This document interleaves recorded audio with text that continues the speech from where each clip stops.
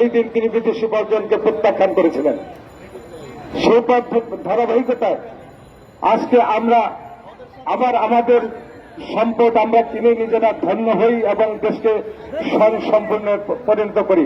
শহীদ রাষ্ট্রপতি জিয়াউর রহমান আজকে থেকে ৪৫ বছর পূর্বে তিনি ১৯ দফা কর্মসূচি দিয়েছিলেন।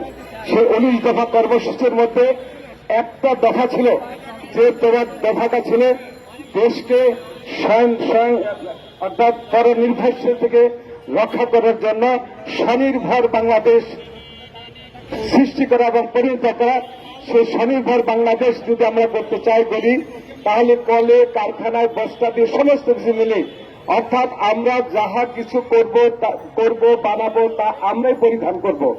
তাই এই জিয়াউর রহমানের সে আদর্শ, তার নির্দেশনা অনুযায়ী আগামী দিনে যেন আমরা বিদেশি পণ্য বর্জন করে দেশি পণ্য ব্যবহার করি এবং সেই লক্ষ্যে আমাদের নেতা জননেতা রিজভী আহমেদ তার নেতৃত্বে আমরা যে বিগত দিন থেকে শুরু করেছেন তার চাদর দিয়ে পরবর্তী পর্যায়ে যেন আমরা আমাদের বস্তা দিয়ে আমরা গ্রহণ করি, বরণ করি এবং আমরা আমাদের সমস্ত কিছুর মধ্যে দেশি পণ্যকে আস্থার মধ্যে রেখে ক্রয় করি, ব্যবহার করি।